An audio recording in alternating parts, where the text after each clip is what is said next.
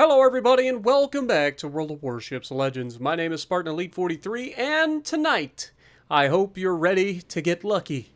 Because we are back in Lucky A. AKA Alabama. And we're on Greece.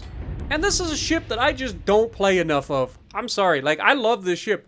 I don't think I've really ever had bad games in the Alabama. This thing is fantastic.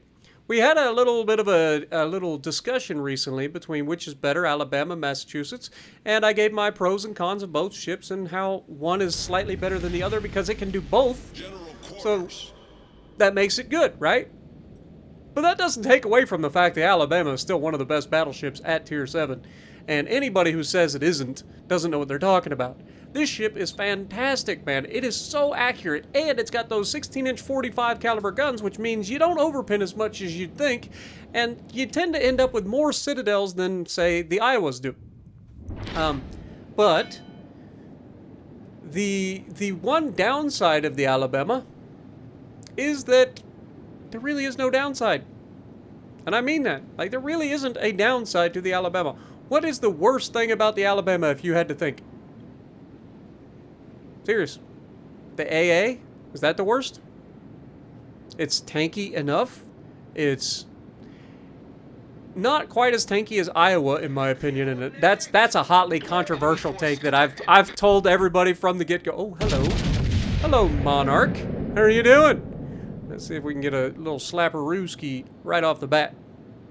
But I've always said that this thing isn't as tanky as, say, the Iowa.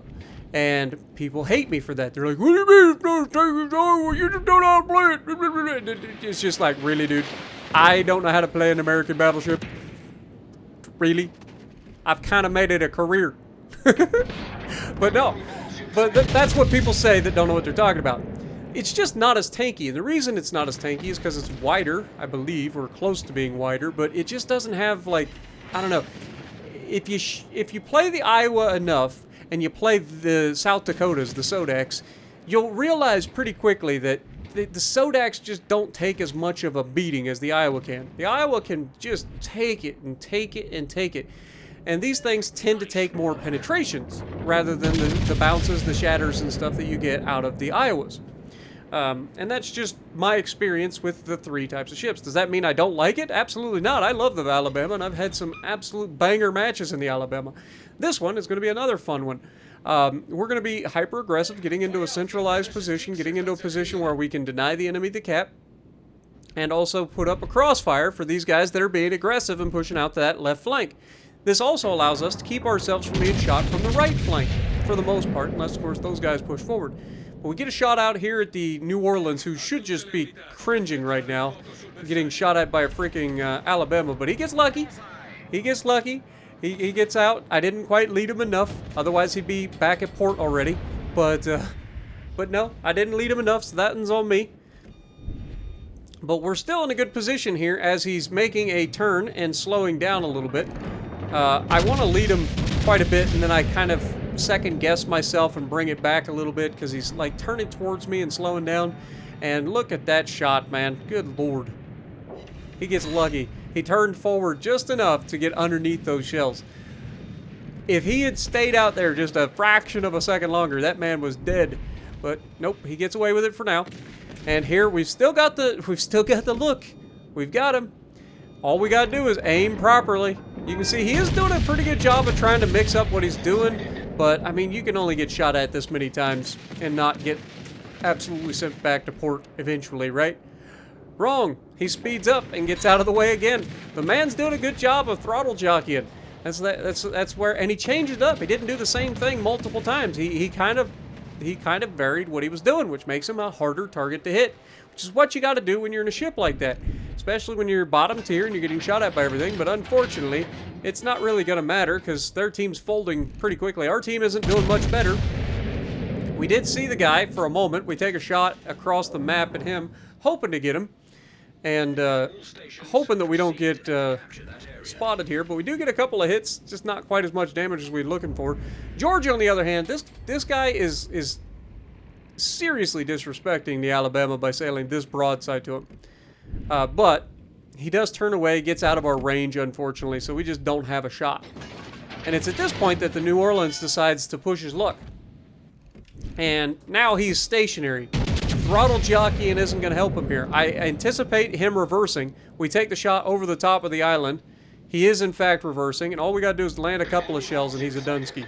But, unfortunately, he gets away with it again. Whether those hit the island or what, but he gets away with it. And that's when the Iowa decides to come around the corner. And this is the part where everybody's going to go, see, Spartan, the Iowa isn't better than the Iowa. It's like, dude, let's be real here. The Iowa is better. This guy, on the other hand, is a potato. Potatoes come in all shapes and sizes and play all the different ships. This guy doesn't know how to play as Iowa. Or is just flat out not paying attention. But there's those citadels we were talking about. This is why the Alabama and the Massachusetts are so god-darn devastating. We go ahead and send the rear turret of Justice out there for the Provincian, knowing that he's outside his range to send his planes after us. But look at this Iowa. Not only did we catch him coming around the corner, but he's still sitting here broadside. He's trying to slowly turn, but it's not. It's too little too late, sunshine. Go back to port. Good Lord. Like, what are you doing? 2 shots to send an Iowa from full health to no health. Like, come on, man. You just made us all look bad with that one. But we are going to go ahead, and now that we got him out of the way, there is another battleship back here, which I believe is still the Monarch. Remember we shot at the Monarch at the beginning of the match? Also, you'll notice that the teams are relatively close. So now we've got a Georgia in a pretty sneaky position here because he ran away initially, but now he's coming in on a position that's going to be nasty for us. Our Provincian is getting his butt kicked. The Monarch is in a good position, and suddenly I'm not feeling as confident about my positioning, right?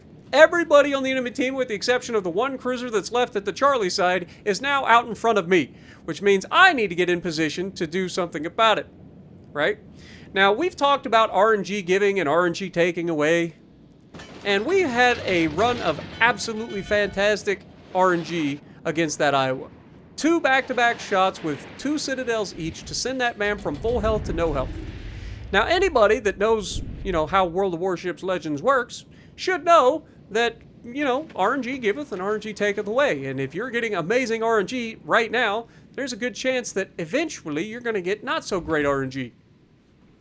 And so, as the Monarch goes and battle tanks us, I see the Georgia out here, and I make a very calculated decision here. I can't sit in front of all of these guys. The Provincian is still over there. He's going to get in range to start using his planes at some point. So I decide, okay, well, we're going to commit. We're going to push towards the island and use the island for cover to get away from these guys and get into a better position. One that is much more advantageous for me while my team wraps around behind these guys and forces them. This is where we set up the crossfire. Now, what happens next can only be described as Mother of God. What is this dispersion from this Georgia? Seriously, not to mention, he gets the perfect shot over the island. Now, this is obviously the cruiser, the Davincian, or Provincian sailed. But those 2 shells comes over the island, he gets 2 citadels. That is bullshit. Alright? He clips the island. The reason he only got 2 shells to go through is because the other 2 hit the island. Man clips the island, and then the 2 shells that hit me, both citadel me. From a Georgia. That's bullshit. 28,000 damage on 2 shells. That's enough to make you sick. Says the person who sent the full health Iowa back to port in 2 shots. But still, he was broadside. I was angled away, man. That was bull crap. But it doesn't matter. What's happened has happened. We can't control what has already taken place. All we can do is try to do our best to take what we can get. Now, again, this New Orleans has been a pain in our neck for the entirety of the match, and the man's is getting away with absolute murder, but for no longer, as we pick up our high cal, and unfortunately get the double fire against us, the perma double, and it's at this point we're in trouble. We've taken a lot of damage really quickly, whether it's bullcrap or not. That is the situation we have found ourselves in. So now we need to start thinking about, A, shooting at this Provincian to get him beyond that 11-kilometer mark, which he's now beyond 12 kilometers, so he can no longer shoot us. But notice our team. Our team's wrapped back around, right? Now, I can't just immediately turn in. We only hit 1 shell on the Provincian there. You can see the Georgia is shooting at the Plymouth. Plymouth comes out from behind his island and just gets absolutely trounced by that Georgia. And part of that is my fault. I told this Plymouth, I was like, dude, are you ever going to get involved in the fight, or are you just going to sit over there for the entire time and not be able to shoot at anything? And as soon as he comes out, he gets spotted and he gets almost sent back to port immediately for his trouble. So I'll take partial responsibility for that, but at the same time, I mean, he was just sailing broadside to a Georgia, and that's on him. You can come out from behind your island and play a little bit smarter than that, says the guy also sailing broadside to the Georgia right now. But I'm watching the Georgia. He's not looking at us at the moment, so I'm taking shots where I can. We're not getting a lot of good RNG. Again, we used pretty much all of our RNG early in the match, and it's at this point that things are balancing out, right? It's just how the game works. The law of averages. It's weird. But Georgia does take a shot at me here, so we're trying to turn in underneath these as we get a shot in, and there you go. He overshoots us because we're turning under. So a little bit better RNG there. And that's horrendous RNG in terms of Alabama accuracy. Good God, I don't think you could have gotten any worse accuracy on that shot. But as we push in, you can see the Monarch is just absolutely begging for it. He's low health. We've already got 2 kills. The Kraken's on the table. Can we yoink the kill? I ain't even bothering. The guy's going to die. We don't have to worry about him. But we are undetected currently, which means we get to dictate the engagement, which means we get to choose who we decide to shoot at.